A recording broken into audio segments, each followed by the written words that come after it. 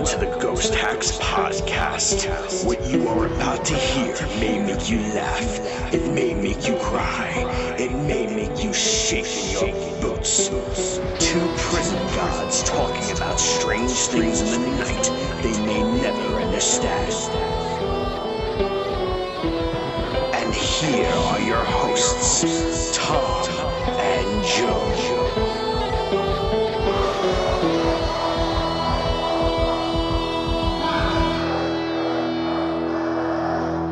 What's going on, everybody? Welcome to the Ghost Hacks Podcast, episode 11.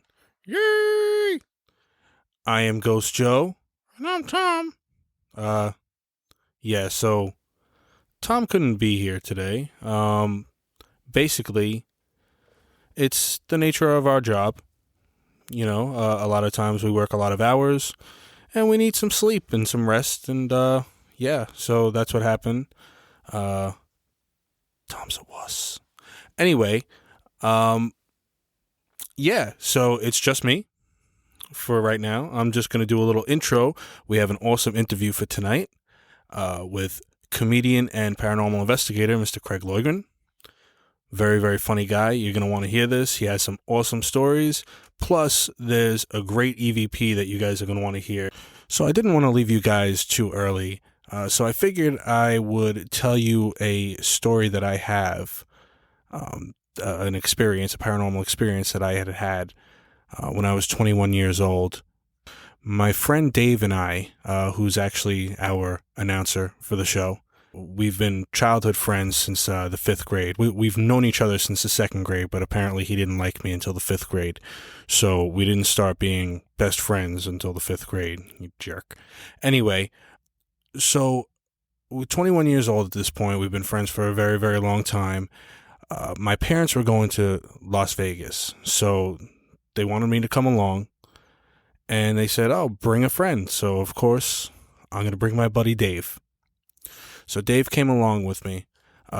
Dave and I had shared a hotel room, separate beds, get your mind out of the gutter. And my parents had their own room down the hallway or something. So I'm not going to tell you exactly which hotel it was yet. I'll get to that. So it was about 3 or 4 days into the trip.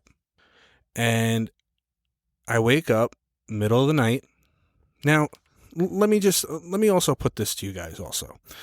I feel that I've always been a magnet towards this sort of stuff, right? I feel like if you have an ability where you're sensitive towards things, or, paranormal things happen to you, or you see things or experience some kind of paranormal things, I feel like these paranormal entities know this and are drawn to you in a certain way.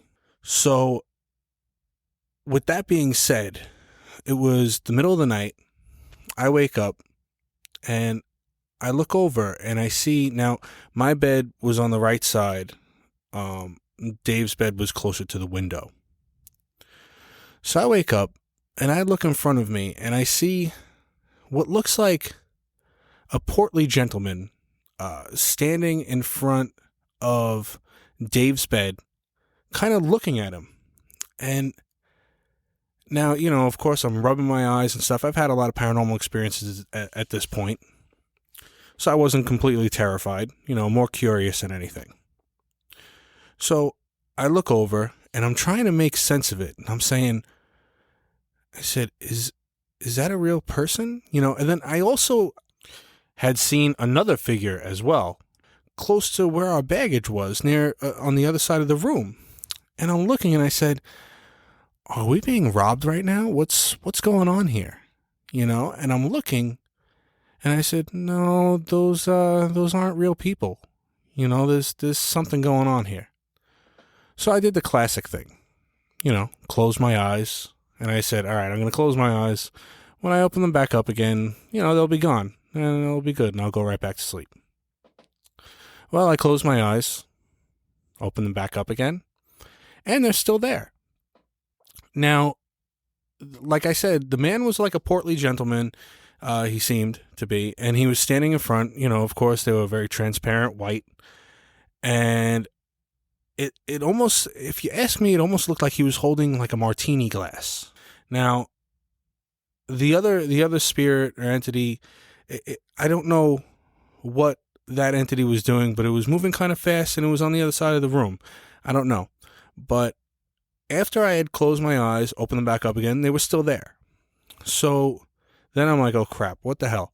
So now I'm trying to wake Dave up. I'm not getting out of the bed, but I'm like, yo, Dave, wake up. Now, like I said, I feel like people that are magnets, these things are drawn to. I feel like the people that are skeptics or that aren't magnets towards these things, I feel like there's something that happens where the entity makes it so they're not experiencing this. They're not going to believe it. They're not, in tune with it. And they know I am, so they don't want that person interfering with what, they want me to see. So I couldn't wake Dave up. So I'm like, oh crap. All right. So now I'm like, all right, what am I going to do? So I turn around in my bed and I'm rustling the sheets and the covers and stuff. And then after that, I look back after a minute or so and they were gone. Now, a couple days later, we go home. Look up on the internet. And it turns out that the Flamingo Hotel that we were staying at is haunted by mobster Bugsy Siegel, who owned the Flamingo at one time. And he has been seen in people's hotel rooms. So that's who I believe I had seen. Prior to the trip, I had no idea that this place was haunted. And yeah, so I just figured I'd tell you guys a little story before getting onto this interview. And that's about it, man. Next show, Tom will be back. We'd have, a great show next show. We have plenty of interviews coming up. Please go check out our website, www.ghosthackspodcast.com. If you have any experiences that you would like to share, please call our hotline at 845-379-1331. If you run out of space or time telling your story, you could call back and just, continue with your story. You could do so anonymously if you choose.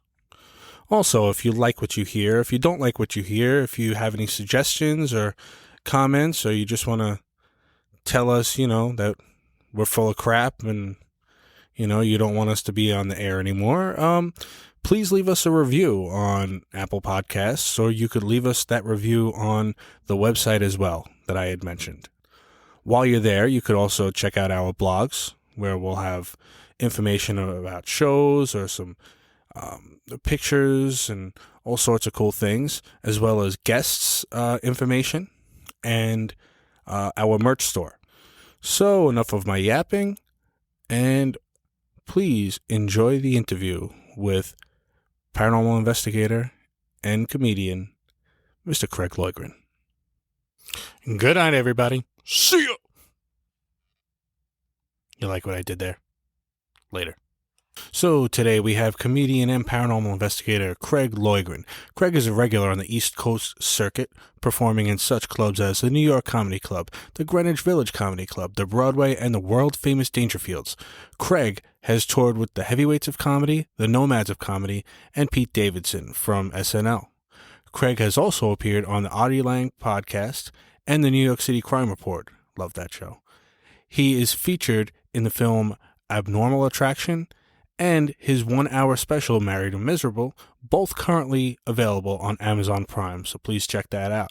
He's also in the middle of making a horror movie called Stream. On the paranormal side, he has a team called RTG Paranormal, and he's the assistant caretaker of the Kreischer Mansion, which is considered one of the most haunted houses in New York City. Please welcome to the show, comedian and paranormal investigator, Mr. Craig Loydgren. Loydgren. Fuck! See, you got fucked it. up. All right, cool. What's up, man? He's like, shit, fuck this. See, we curse almost every sentence, so There you go. good, man. Look, my first 3 words were shit, fuck, and piss. I didn't even say hello.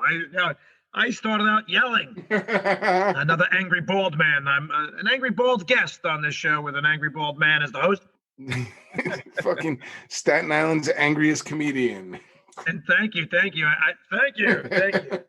I'd hope to be even greater. I wish it was more than just Staten Island. Yeah, I want to be America's angry comedian, but So how long have you been into comedy? this year, 21 years.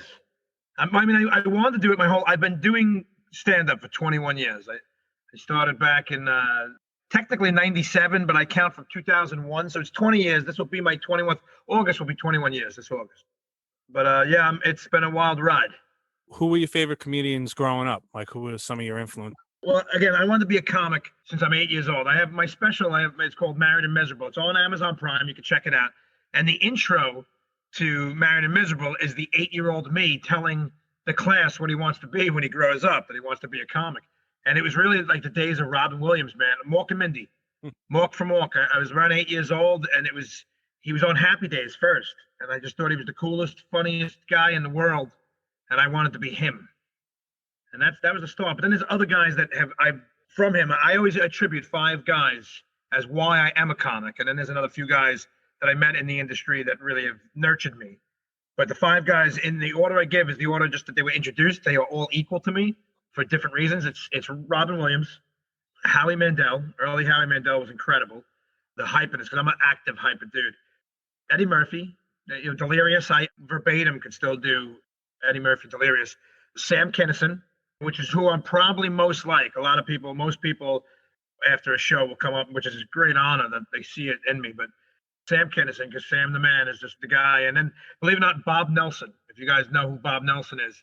Bob Nelson was Jiffy Jeff's gym. He did a lot of prop stuff. He did the college all-star team. He put the red hoodie on with the balloons under his shoulder. And now let's meet the players of the college all-star team. And he come out with the helmet. There's a Billy Brubeck, Billy Bob Brubeck, University of Texas. Right guard. Like he would do all that stuff.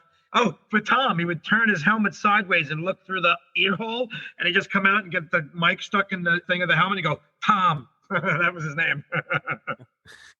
Sorry. But yeah, those guys, we just lost Cassidy. He got offended already. Now you blinked out on my end.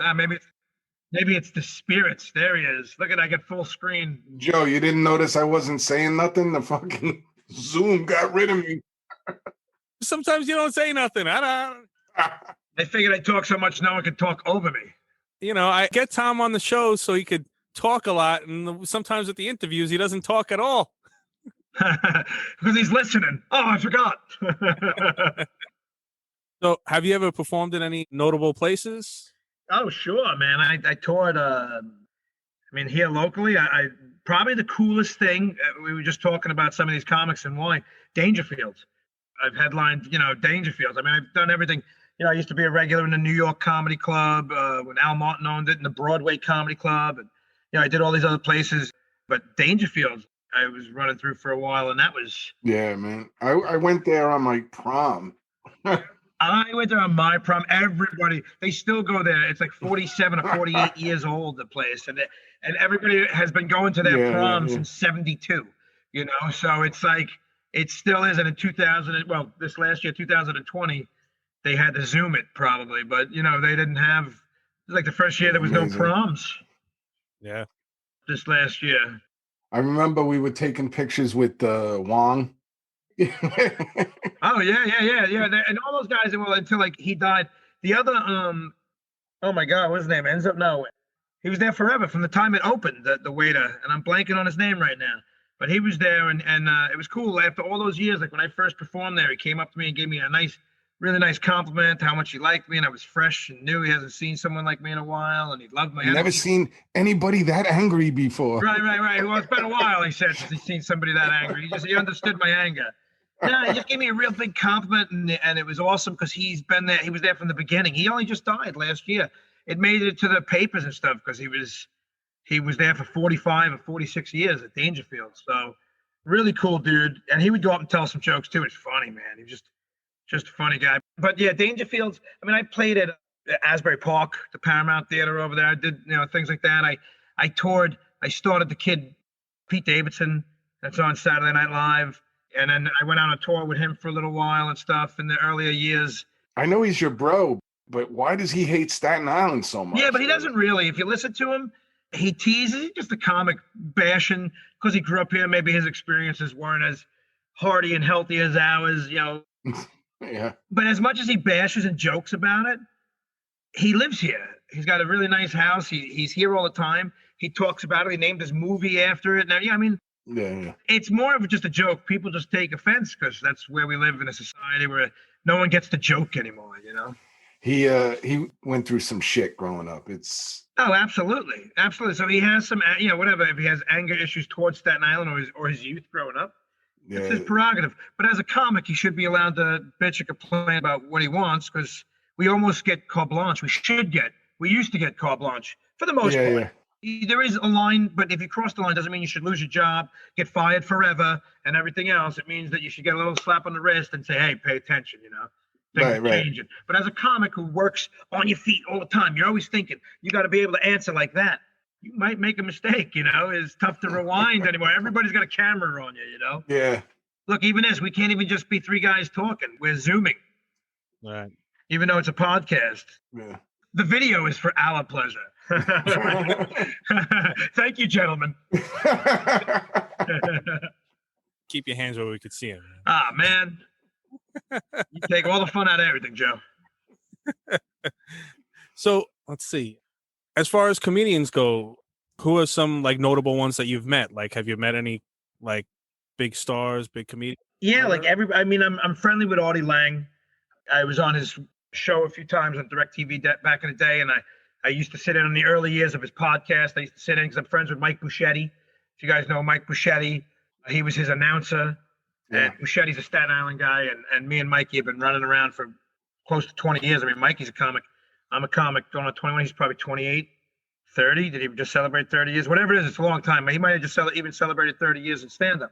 So, you know, he's doing it a long time, and he was Artie's announcer on the DirecTV show for a few years. So I used to, drive him and pick him up and just hang out up there, man. I met so many people up at his show alone. Cheech and Chong. I mean, like really cool people. Joe Piscopo, guys like that.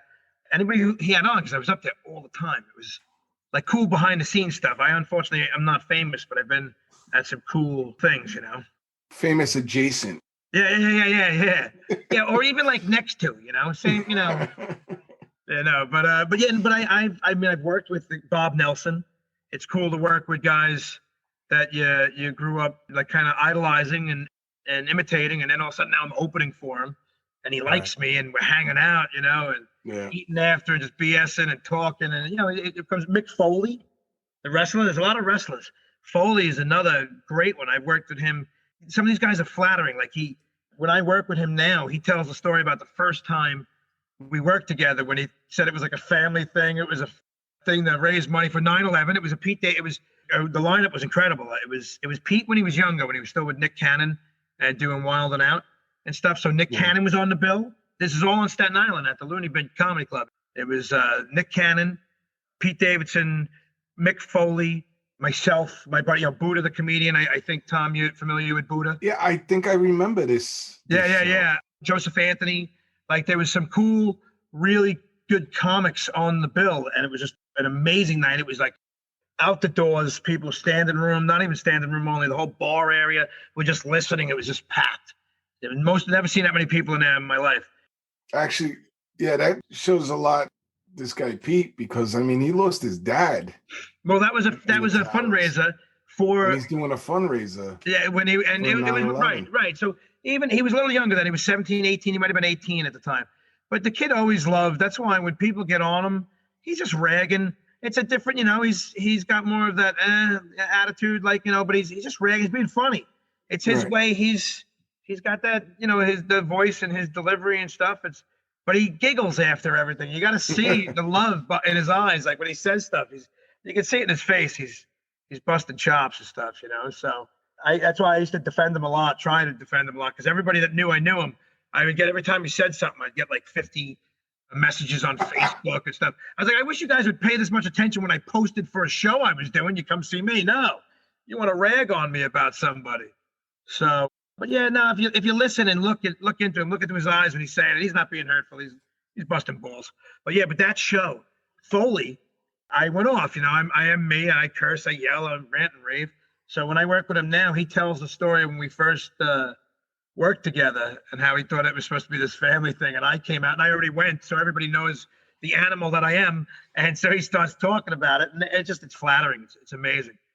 It's like an honor. Again, I'm not like anyone that people know, really. Unfortunately, I hope we could change that one day. Hey, 21 years in the making.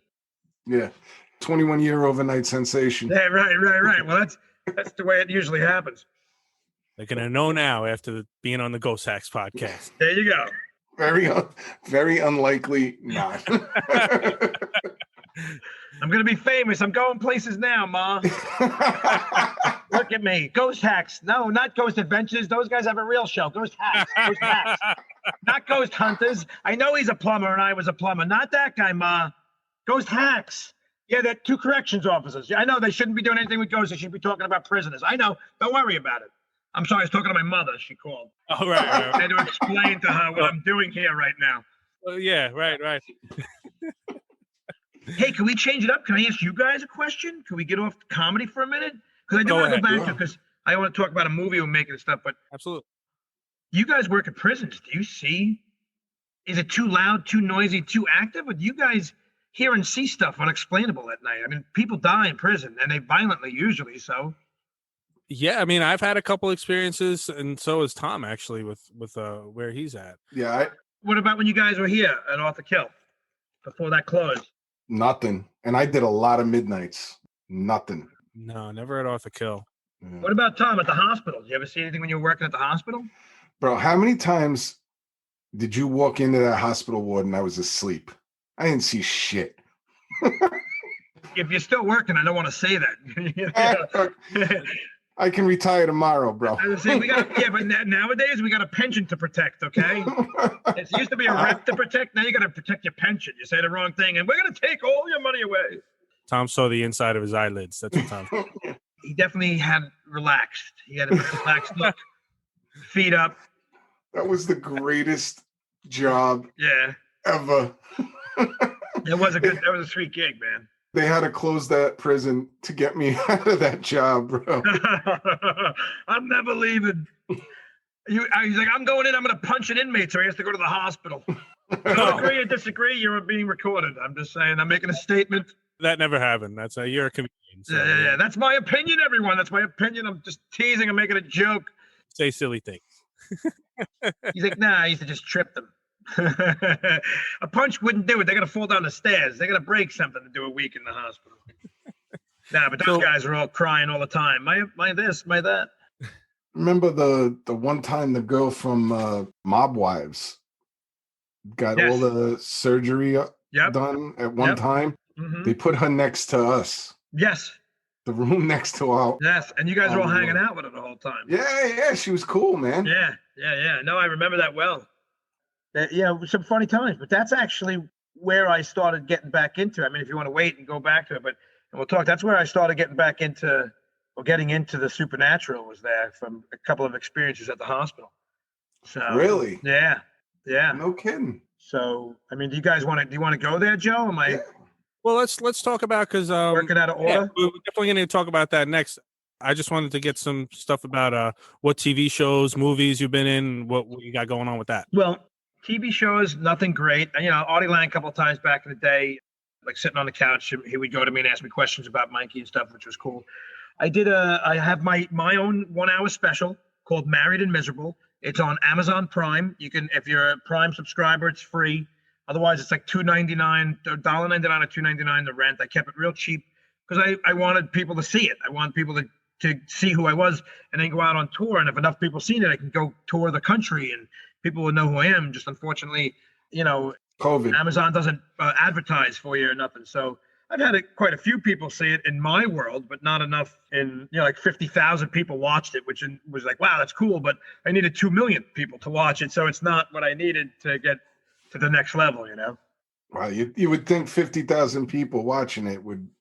It's a cool number, but it's not. It's across the country and a few other countries. A little bit in England and stuff. It goes to a few other countries and Scotland and England and stuff. The UK, I have some viewership, but not a lot. But it's cool. When I used to get the statements, I don't even look at the statements anymore because now it's making like $4 a month. You get 6 cents a view. It's like, oh, I got $1.80 this last month. That's awesome. I have 60 people I think watched it the whole month. Wow. So, but in the beginning, it was, you got a couple of $30 and $40 checks. I was excited. I was like, we're moving on up now. But yeah, so I have that out there. I love it. It was fun. It was fun to make. And then with those guys, with my production company, with my brother Lloyd Bros, and the guys who were my production company, they have Fuzz on the Lens. I did a few other projects. I did Abnormal Attraction, which is a really cool, fun movie, a fantasy movie. I play Purple Pete. I'm the one-eyed, one-horn flying Purple People Eater. Yeah, and it's fun. You can find that anywhere, video on demand. It's for sale, DVD, Blu-ray. It's on VOD. It's called Abnormal Attraction. Pretty cool cast. Malcolm McDowell, Gilbert Godfrey, Tyler Mann, which is Michael Myers in the Rob Zombie movies and stuff. Awesome. So yeah, we had some cool people in that. It was fun. What's his name? Bruce Davison from the senator from the X-Men movies and stuff. And Tyler Mann's in the X-Men movies too. The first one, he was Sabretooth. So yeah, big dude. He's the Greek, and I'm full of useless information. And Troy, the big one with the hammer, Greeks are dying. That's him. So he was in that. He was Bernie the Cyclops in that. But a fun movie. You want to go no brainer? A lot of '80s dicks and ball jokes. Like you just want to laugh, want to have a good time and laugh at some good fun stuff. It's a fun movie to watch. And then we're making a movie right now with those guys called Stream, like streaming on the web stream. And because I know sometimes when I say it, people say, "What did you just say? Scream? Didn't they make that already?" No, Stream with a T. All right. My teeth are starting to shift. I'm not pronouncing properly. My enunciation is off. But yeah, Stream, and it's amazing. We're actually filming it right now. And I went. Danielle Harris is one of the actresses in it, and I went ghost hunting with her in Gettysburg. We're filming in Gettysburg, so we could talk about that. But yeah, and Danielle Harris is from the little girl from Halloween 4 and 5, in the clown suit. And she was Bruce Willis's daughter in The Last Boy Scout and stuff, and she was in the new Halloween movies and a whole bunch of other stuff, Roseanne. But she's in our movie, and we went ghost hunting in Gettysburg. Sweet. Awesome. And we talked to a few ghosts. We got some names and stuff. So let's get started on that, man. What got you into wanting to hunt down ghosts? Well, we were always a fan of the shows, and when I was in my 20s, and when I was my late 20s, my kids are married 30 years. My kids are now 28 and 26. But when they were little, we lived in a house that was haunted. They all claimed it was haunted, but I was very much a skeptic still at that time. When you're in your 20s and then you live in a house that may be haunted, you go into at that age, you go into denial. Even still today, you always go into denial because you're afraid of what you can't see. So I was in denial. I look back now, and it was a very haunted house, but I was in denial. It wasn't until I started working I was maintenance mechanic at the hospital, because even though I'm a comic for 21 years, I'm a plumber by trade, and I've been a plumber for 31 years.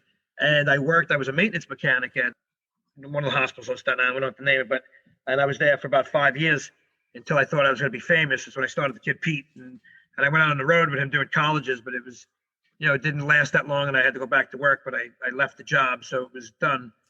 But it was still worth it. I'd do it again tomorrow if that was the decision, But working there as a mechanic, there was a few places we had to go, spaces, and there's one in particular in the one building that we referred to as the 35 building. We talked to the buildings by the years. It was 3 buildings attached, but it was one big building. But it was the years that they were built is how we referred to them: 35, 55, and 72. So when we would go to do something, that's how we would identify what building we're going to work in or what area. So the 35 building, the oldest part of the building, the mechanics room was on the roof. You had to go out of the building, walk on the roof, and go into a separate room. And you have to go up there twice a night to do readings for the floors below, for air conditioning and heat or whatever the case may be. And I always seen shadows in that room. I mean, just kept seeing them out of the corner of my eye, turning. It was also a cool room. Tom would know because he worked there too. The cable, everything for cable was in that room. So they had a TV up in there. So cable could always check to see if it was working. So we were the only other people that went in there. So we had like chairs up, a couple of chairs, nice. And you could hang out overnight after all your work was done. I would have lunch up there. There were 2 doors to go out on the back, and you're right on the water down there. So when you went out on the 3rd floor roof, you could see everything. The whole night. I used to watch the ships come in and out. I was doing the overnights. Hell of a view. Yeah. A cool place. I hung out up there a lot. But while I hung out up there, I kept seeing shadows in this one room. And one night I walked in there, and no lie, the shadow the spirit didn't know I was coming in the room. And it walked right out in front of me, turned, looked at me, and I could see it from almost like its knees up, but the legs didn't quite go all the way down. The arms didn't quite go all the way down, but they were fully, you could clearly see they were there. His face wasn't really it was like gray. He was all like kind of a grayish black, but not dark, scary, more of a gray color, shadow. But he looked at me. He didn't really have a face, but you could see the structure of the face. You could clearly see like the neck, the head moving, everything, the torso. You could see everything, just didn't have any definition. But it walked right in front of me. And I seen it, and it stopped. It turned, looked at me, and I looked at it, and it shot back the other way where it came. And I'm like, oh my God, oh my God, oh my God. And now I'm waving my hands in the air looking for my own shadow, hoping and praying that it was right in front of me like that. But it was off to the left, clearly 10 feet in the wrong direction. And I was like, oh, shit. So I'm like, I seen you. And I started talking to it because I had to be up in that room twice a night. Right. I was like, I seen you. So I would go up there and I would see it. So I would talk to it. But now he wasn't hanging out up there so much because it was a little creepy by yourself. And then a short time later, another guy that works there that was into ghost stuff, I told him my experience. And he's like, oh, I got a couple of cool machines. Let's go up there, devices. Let's go up there and try to talk to him. So we went up there with a spirit box and we started talking to him. We got, where are you from? Pennsylvania is what we got back. What are you looking for? Do you want anything? And it said pizza, burnt. And so I brought up a pizza. I used to bring up a couple of times I did it. I would take a slice of pizza. I'd bring it from home if I had pizza or lunch. I'd buy an extra slice and I would overcook it in the toaster and run it up there and leave it out. And I was always afraid that I was going to come back in because I had to go twice a night. At about, my first reading was over about 1:30 in the morning, and the second one was about 6 in the morning. I was always afraid when I went back the second time, if there was a bite taken out of that pizza, man, I was never going back. Like, oh my God, every time I walked in, I'd be like, whew, like I had to take that breath, and I'd open the door and I'm like, okay, thank God. And I was always afraid one of my friends would find out I was doing it and would fuck with me and go and bite the pizza just to fucking scare me. Because, that's how we are as men. And when you're with boys, you fuck with them. But we went up there and we talked to this guy. And then we also found out, a lot of people died there. A lot of people die in any hospitals, period. But we had an employee that was there before me, but I remember him as a kid because I'm from the area. He worked there for like 45 years. He was a maintenance guy, and he had no real family. He lived on the property. And after he retired, they forced him to kind of move out of his house. The last year and a half, he wasn't there, and he died. They moved him out because they would. Later on, it's all the houses around the back end of the hospital, but that was the parking lot originally. And there was a couple of houses on the property, and he lived in one of the little houses. He just lived there forever. He was always there, And when they got when the hospital started getting taken over and changing, they kind of moved him out, and then they left the place vacant for a while. They could have left the poor bastard stay. And then they eventually sold it all off. But we believed it was him up in that mechanics room because that was like his space. That's where he always was. And he had no real family, and he lived on the property, and he worked there for half his life, more than half his life. So we figured it was him that was hanging out up there. So I used to talk to him, and I found out that he used to go up, he had his family, whatever was up, and they were from Staten Island, but then they went up to Pennsylvania. So, and he said Pennsylvania. So things worked out, Yeah, locked in. I totally, had I known, would have taken a bite out of that pizza. See, I know. You would absolutely be, both of you guys. Are you kidding me? Well, maybe not Joe, but you would. I know you would. You would have left the crust, you son of a bitch. I would have locked the convict in the ward and ran up there. Yeah, I wouldn't tell anybody because I didn't want anybody to do that. Because I was like, I'm going to tell people, and I'm like, no, you idiot. That's the worst thing to do. Eventually one night that friggin' pizza was going to be bit. And if, that would have scared the shit out of me. You're involved in a paranormal investigation group. What's the name of that? What kind of role do you have? Oh, it's my team. It's my team. It's called RTG Paranormal. It's Roast the Ghost Paranormal, which is also the name of a show. Me and my buddy Rich Carucci, a real funny comedian. If you want to look him up, someone you could enjoy talking to. He's my partner in this. We're trying to sell a show. We were actually close. We were getting fast-tracked. We were talking to Travel Channel and everything right before the Corona. And then once the Corona happened and they came back, then they turned around and they wanted to go in another direction, which is very common. So I hope I don't see my show pop up somewhere in the next year or two. Right, we are actually, we're pitching it and talking to some people. I really can't talk about who I'm talking to now, but we are talking to some people about it and making something happen. We're trying to make something happen with it. And it's a show. It's Roast the Ghost. We take my two favorite things. We go. I have a team. It's my daughter. We have an empath. This woman Dawn, who's an empath, and she's like the real McCoy. And my wife does the research. And we go out. We go to these haunted locations, And we go there and we communicate through laughter. We tell jokes, we talk shit, we have fun, but we don't provoke. It's not provoking. And that's what they were. They were afraid of offending the paranormal community. I said, I'm not offending anyone. It's my favorite thing. My two favorite things are stand-up comedy and the paranormal. Who am I offending? I love it. That's why I put them together. This is how I go out and investigate ghosts. And this is what we do. We go out as a team. This is what I do. I go out and I tell them that we're going to come in, we're going to roast them. And I explain that it's a very high honor. I'm like, now it's one of the highest honors. Maybe when you were around, you'd be offended by this, but I'm letting you know right now, it's one of the highest and dearest and most sincere things that we do in today's society to almost compliment someone. We burn them and we tease them a little bit and make jokes. And if you are offended, we would like you to talk back and into our machines, our devices, and let us know how you feel. But if you're having a good time, we would also like you to tell us. Let us know. If you're having a good time, say you're having a good time. If you want to laugh, let us hear it. Talk into these devices and let us hear what you have to say. And I still have some stuff to go through, but we have picked up my empath everywhere we go. And we've done this in several locations as a full team. And everywhere we go, we haven't had a place yet that we haven't gone that hasn't said that the spirits are happy and thankful. And everywhere we leave, you could feel it. Like, you would know if you go to the wrong place and there's something bad there or heavy, you feel it. Like we feel that we got people there, spirits there where we go. But man, it's like when we're leaving, I'm all jacked up. I feel great about myself. We all feel good when we're leaving. So far, so good with what we do. It's pretty cool, man.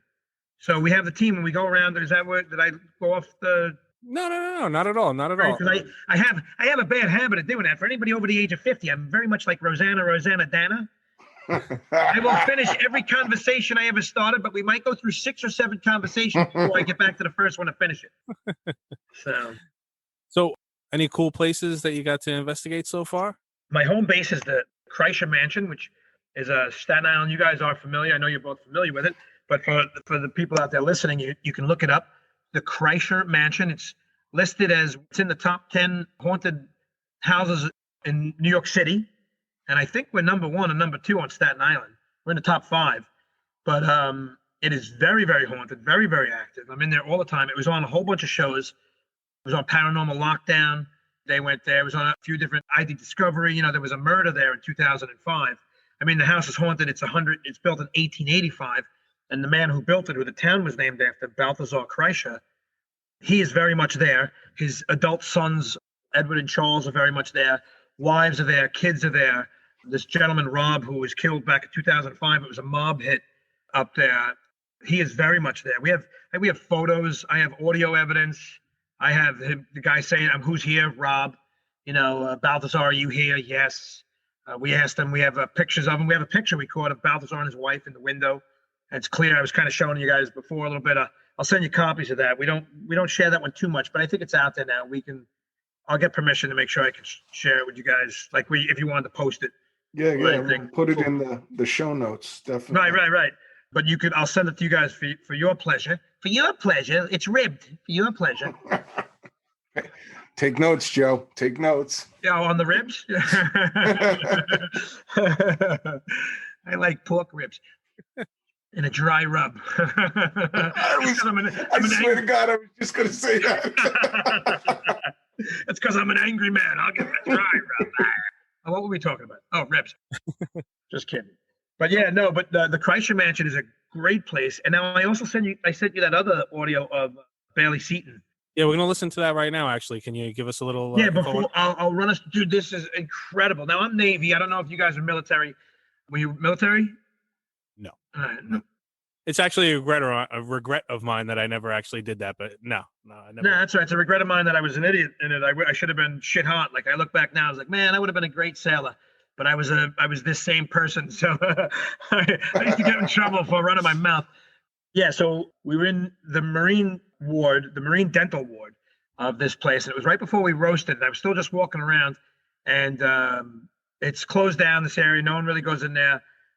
We go in and I'm walking around. I got the SB7 spirit box going, which if everybody should be familiar with it, but if not, it's the one that rapidly fires through radio waves causing white noise, So I ask him, like, hey, who's here? And you'll hear clear as day, Vic. I'm like, wow, hey, Vic, how are you? And then I'll say, as I'm saying, I know deceased. As I'm saying deceased, you hear killed. And I'll say, did he just say killed? And he goes, yeah. Now, there's actually another couple of words there that I got so excited about what I could hear. I never actually went back and broke down. So I'm missing. So as you play this, if some of the people listen out there, if they hear even more things, it's very possible because I never even broke down everything that was said in this 1 minute and 30-second clip. The whole night was very active. But then I go, killed. Did he just say killed? He goes, yeah. And then I ask again, how many people are here? It's a little more faint, but you can still clearly hear it. A few seconds later, you hear one. And then a couple other things I said, I can't make them out. And then you hear hi. I'm like, oh, hi, Vic. How are you? I said, my name's Craig. As I said, he says morgue. And my daughter's with me, Brianna, and you'll hear her say, did he just say morgue? And a couple other little jittering things. And then the key, I've never heard anybody obtain anything like this before in the paranormal world. I say, Vic, were you a Marine? And you will all hear clear as day. Ooh, oorah. It goes ooh first, and then you're gonna hear oorah. Yeah. And I'm like, oorah! You'll all hear. You're gonna bug out. I mean, oh my God! I got a Marine, and he was so determined to give me that oorah, because when he first does it, you only hear ooh. So he does it again. You'll hear it go ooh, oorah, and it's clear as day. And because he was a Marine and he's proud, he wanted to get that oorah out. And then I said, well, I was your chauffeur. I was Navy amphibious assault. That's the guys that chauffeur around. Like in today's society, for the young kids, I was his Uber. For you older people, I was a chauffeur. But I said I used to drop you off, pick you up and drop you off, and you're going to hear him say, thank you. It's pretty badass. So if you want to play that, I just kind of walk you through everything you're going to hear. Yeah, absolutely. Also, like you had said, if anybody hears anything else in the EVP, you could give us a call at 845-379-1331. Give us a voicemail. Let us know. Yeah, please, because there are other things. You're going to hear a couple of things that I got so excited with this thing. I really need to go back and plug it in and break the rest of it down. There are other things. And this same night, I didn't share this with you. I asked, who's here? In another place. And they say, Craig, what's your name? And they go, Craig. I go, wait, are you telling me my name is Craig? Or are you saying your name is Craig? And they say Craig again. And it almost sounded like a black guy. So I was like, oh my God, that almost sounded like a black guy. I say, so maybe your name is black, because I do a joke on stage saying, my name, I often say my name, Craig, is a black name, but it's like a light black name. It's not Tyrone or Leroy. It's more like, Craig, how'd you get fired on your day off, black? It's kind of like that. It's Ice Cube black, Friday black. And as I'm saying that, all of a sudden he goes, shut up. So I had a spirit tell me to shut up. But I swear the way he said it, he was like saying like, shut up, like stop, like you're being funny, And I was like, wow, that's another one I'm saving for our thing. I can talk to you about it, but when you hear it, it's a whole different thing. Yeah, let's take a listen now. But this is the other one with Vic, the Marine. Cool. Who's here? Vic. Hey, Vic. We heard you. Hello, Vic. How are you? I know, deceased. Is he killed?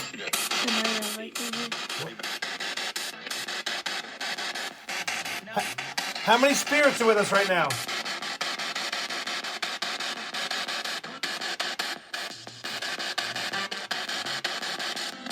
Vic, are you with us?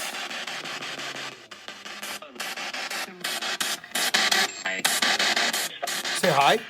Hi, Vic. Awesome. My name is Craig. Did you say more? Did you say more? You say yes? I don't know. Vic, were you a Marine? Ooh-ah. Ooh-ah. I was Navy. Amphibious assault. I was your chauffeur. I used to pick you up and drop you off. You're welcome. I was 3rd Fleet, South Pacific. That's it. Now, I couldn't hear everything on my end. I don't know if it's just because I didn't have headphones on. Maybe, yeah. I heard everything that you described. Right. Well, but you guys have your headphones on. I'm just hoping when the people listen to it, they hear. Because if they heard it like I heard it, it was chopped up and I couldn't hear everything that was happening. I heard most of it. But if you guys heard it all, amazing, right? Yeah. And you hear how he gets out that oorah. He goes, ooh, oorah. And you hear it, man. Yeah. I mean, come on. I got an oorah. I got a thank you. I got Vic. And it's all clear, man. I've never heard an oorah come out of a spirit box. Dude, that's what I'm saying. But this is when we go in. I got a spirit told me to shut up. You know, I mean, but I swear it was in like a shut up, like a good, like he was like laughing at me, like, you know. It was a good shut up. Yeah, it's incredible. Everywhere we go, we have such a, like, after this with the morgue, we didn't know until after the sign was right behind us on the wall. It said morgue with an arrow for it to go around the corner. It was down the hall. So like it was just amazing night. That same night too, when we went in and we did the roast, our empath was like, they were asking me to come into this room. We want to go into this room. They're saying they're all in here waiting for you. So we go in. It wasn't a room. It was the stairwell, and it's a very old, turn of the century building, older. I mean, the original buildings were built in the 1840s over there. So this one maybe turn of the century. It was like old brass, like 4 stories, 5 stories high, the stairwells that go around. You can like stand at it and look up and see it, but it was all like green and everything from the patina and everything, the metals and everything were all, it's old. It's dilapidating. You're really not supposed to be in there or nothing. So she goes, they want you in here. So when we came in there and we're looking up with the flashlights because there's no power. And we're like, wow, look at this. Like, it was creepy, but beautiful at the same time. And she said, yeah, they're all here. I see them all standing here and they're like in the white, they're in their like hospital gowns and stuff. And they're leaning. She goes, I see them all like this, like standing and waiting. And as we did it, she's like, oh my God, they're clapping, they're laughing, they love it. Like, she's telling us what's happening as we're doing it. And she goes, they all said thank you. Like this, she said, there's tears, there's laughter, and they're saying thank you for doing this. But we could feel it, even though we couldn't hear it all, and it was what she was getting, you could just feel it. Like, when you go to a bad place or something, you feel shitty, you could feel heavy, and we felt like uplifted. It was really nice. And we left there, I was bouncing like a little kid. I was like, this is great. Like, so just wild stuff, man. So I guess since we're kind of wrapping it up right now a little bit, if somebody wanted to book you as a comedian or have you as a paranormal investigator, what's the best way that they could reach you? Well, my website, you can go to my website, which is Craig Loydgren. I mean, I'm on social media. I'm on Facebook. Everything's my name, Craig Loydgren. If you want to follow me on Instagram, it's comedian Craig L. I don't really do much with Twitter. I'm not a fan, but I have it, and it's the same thing. You go to my website, which is craigloydgren.com, and there's a contact page there with my email. I'm going to look at it right now. How bad is this? I want to give the right one out because we changed it. It was my old email at one time, but we made an email specifically for booking me. And wow, I'm going blind. Well, I'm typing my name. I'm typing Craig Loydgren, and Craig's list is coming up. Hold on a second. You know what, Craig? Joe was throwing ideas at me about guests. He goes, it'd be really great if we had a comedian that was into the paranormal. I was like, I got a guy. I'll be right back. I got a guy. Let me text him right now. Yeah, no, I love it, man. I'm so into it. All right, see, I'm glad I looked it up because they set this up, and book me. You can book me for comedy or for paranormal stuff. We'll come in and do something. funnycraigbooking@gmail.com. So it's one word, funnycraigbooking@gmail.com. I'm so glad I looked that up. Because I was going to give you like, I don't know, comedian Craig Loydgren or something. I don't know. But yeah, so that's how you book me. But if you go right to my name, Craig Loydgren is my name. It's up there in the corner. Oh, well, it's a podcast, so never mind. But it's my name, craigloydgren.com, and then there's a contact page. There's a lot of cool stuff. If you go to my website, there's videos, stupid things I do, cool pictures of people I've been with and I've met. Like you asked, we didn't even touch the surface of some of the people I got to work with over the years and meet and stuff. I've met so many. I'm blessed. And I may not be famous like to where I'm not a household name or, I struggle to make a living with it, but I'm out there and I'm grinding and I've been doing it for over 2 decades.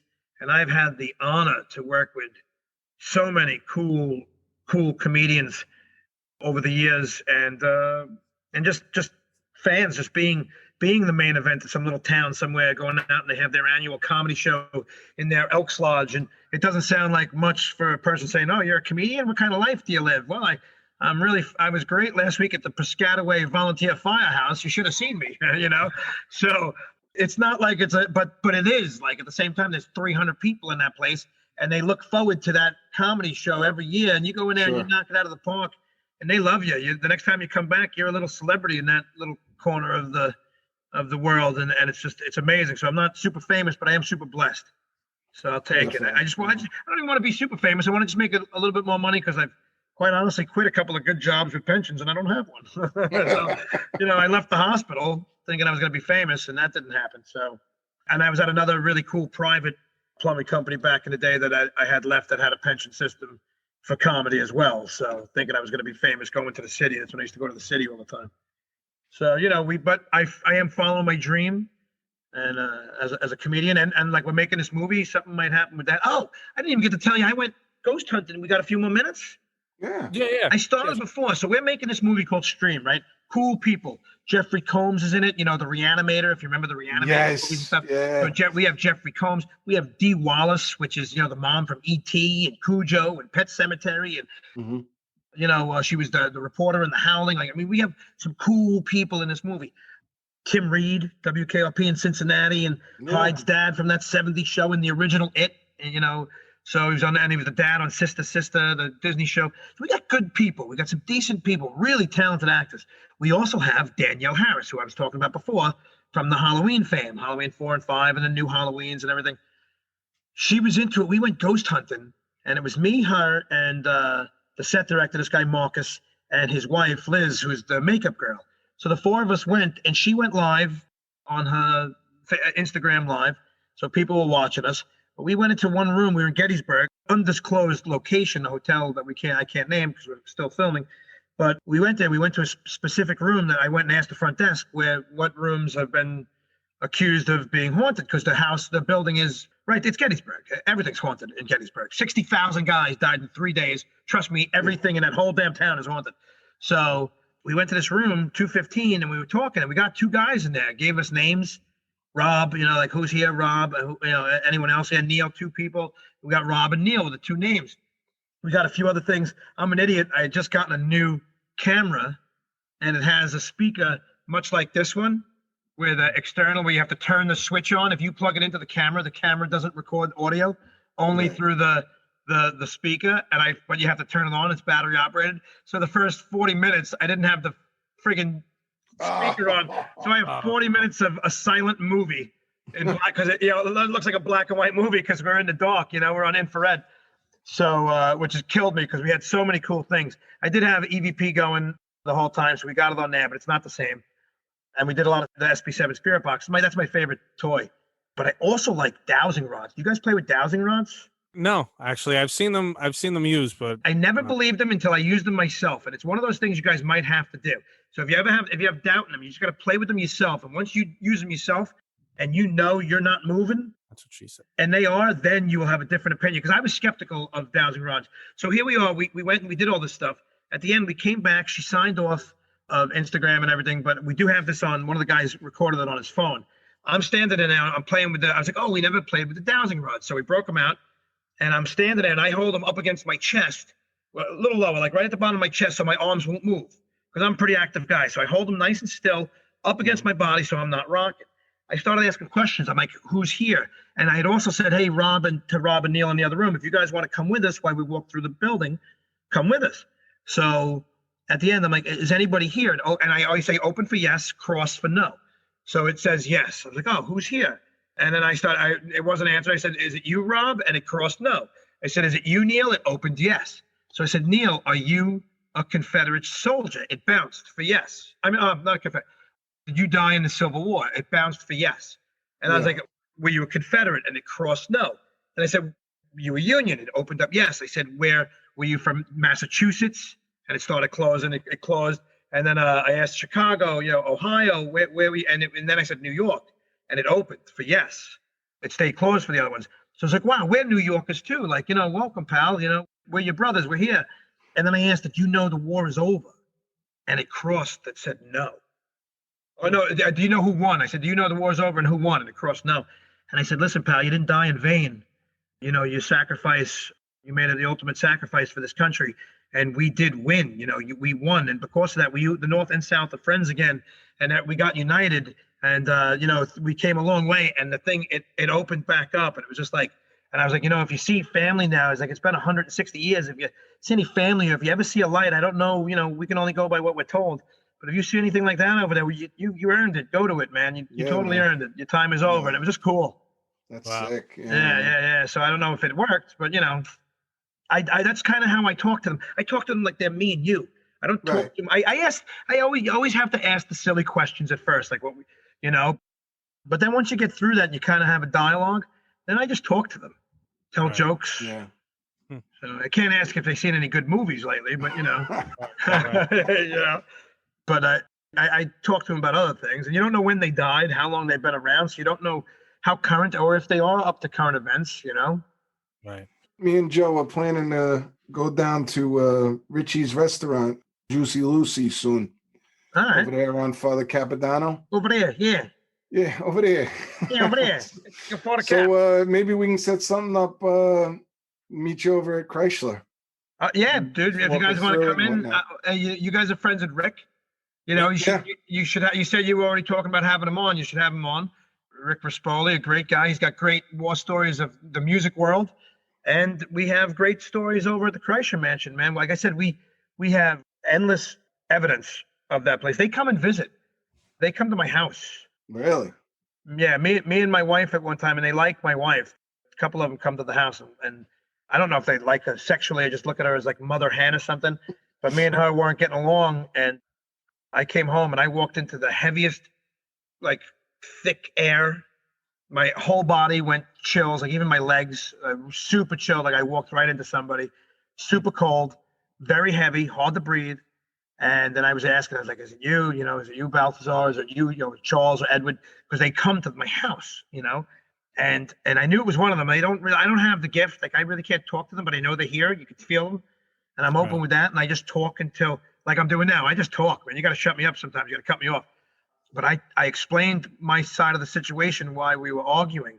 And after about 10 minutes, feeling like he was like sitting on me and right next to me, I just felt it lift and go away. Like he was satisfied with how I explained my side. Like he just wanted to know like what was going on. This just happened not too long ago. And like, it's just amazing.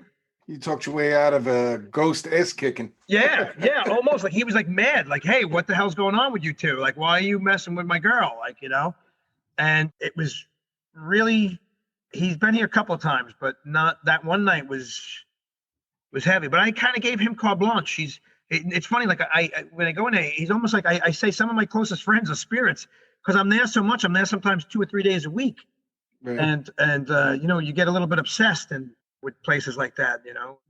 They kind of suck you in when they have that kind of energy and power. You want to just kind of be there, and like I've really gotten friendly. When I go in there, I talk to all of them. I say hi to everybody. I say goodbye to everybody. I talk to them all. I play music for them. I put on classical music. I put on German because they were German from Germany. German folk music and stuff, and then every once in a while I'll play my music and I say, hey, listen, this is what I like. I play what you guys like. I hope you like what I like. And they're just music fans and lovers. So any empath or clairvoyant that comes through there, they all tell us the same thing. They love music. They love when we do music there. They weren't a big fan the first year of the Haunt, but they like it more now, the Haunted Attraction, once they seen what we were doing. And I talked to Balthazar again, like everybody else. I'm like, hey, man, he was an entrepreneur. He's a businessman. He built that whole town that's now Charleston, was Chryslerville. It's Charleston now, named after his son Charles, Charleston. It was Chryslerville, and in 1917, there was an anti-German movement during World War I, and they said it was too German of a name, so they named it after his son Charles. But it was Chryslerville from like the 1850s to 1917, and he built Kilmeyer's. Chrysler built that, man. He built the whole town. Right across from him was his factory. He was a brick manufacturer. He actually created what is now known today as clay pit ponds. Clay pit ponds were created by him digging out all the clay deposits to make fire retardant bricks. He rebuilt Manhattan. He rebuilt all 5 boroughs from like 1850 to 19. He died in 1887, but the company went on until about 1904. But he rebuilt Manhattan. He sat on the board of directors for Staten Island Railroad and helped create that. And his daughter married like Andrew Steinway. He gave them $75,000. I believe it was Andrew, one of the Steinways. He gave them $75,000 to start a little piano business you guys might be familiar with. A little bit. Yeah. So, I mean, the history of that house and that location, and that wasn't even his house. That was one of twin houses he had built for his sons. His mansion, the true mansion, was up at the top of the hill, up close to the road off of where your studio used to be, where you said you had the issues with the studios. That was all his property, man. His house was at the top of that block. And it was a 26-room Italian villa. What we know as the Kreischer Mansion today is really the Kreischer house, and a twin sat right across from it by where the bus depot is now. And there were two identical houses he had built for his two sons to spend more time, summer houses, to spend more time down there with him. Since it's pretty old, did he also build the Black Garter Saloon? Was that also him too? I don't know if that's as old as he. If it was, it could be because he built the church. No, I mean you're laughing now. Now he would if he could, he would have had a titty bar. I mean that's what the man was an entrepreneur. He built the church down there, that block over. You know that old church was his. The building next to it, all the old general stores. Like when you go down Arthur Kill, those storefront, those houses that look like old storefronts. He built all that. That was all his. Yeah, he built it all. He built some of the houses, the greenhouses down on Kreischer Street, which is named after him. Right. And then, like, just a little bit more history, the other block where the Black Garter is Andrevet. And prior to that being Kreischerville, that town, that's Charleston now, it was originally in the 1700s, Andrevettville. Wow. It was another old family name down there. So, but, and then Andrevet's bought out Kreischer Brick after he died. Wow. And after the son killed himself down there. That's crazy. Well, listen, man. So we have to cut it, but thank you very, very much for coming on the show, man. Hey, no problem, man. Listen, I had a blast. Let's get together. Yeah. Let's do some ghost hunting together. Definitely. Let's come out to a comedy show together. You know, hopefully the world will open up again soon. And I do comedy up by you guys. I do up in the close enough, Nyack and stuff up there. So Cool. That's a lot easier than coming down to New York. So, and then up Hunter, I go up. I do some stuff with Hunter. Drive then to Staten Island. Yeah. Oh yeah, absolutely. And with traffic, please. So yeah, no, but hopefully the world will open up soon and we'll do something up there and you guys come out and we'll have a blast. All right, man. All right. And then if you guys come to Staten Island, the Juicy Lucy thing, baby, give me a call. I'm there. We'll get Rick to go and we'll go have a good time. And we'll go out to the Kreischer Mansion and let you guys check it out. All right, cool. Let you meet my friends. Thank you guys. Have a great one, man. Thanks, brother. See you, Take care. boys. See ya. Later. Thanks a lot. Thank you for listening to the Ghost Hacks Podcast. If you like what you heard, please subscribe and find us on Facebook groups. If you have any paranormal experiences you would like to share, please email joeghosthacks@gmail.com, and we may even read your submission on the air. Have a good night, and don't forget to change your shorts.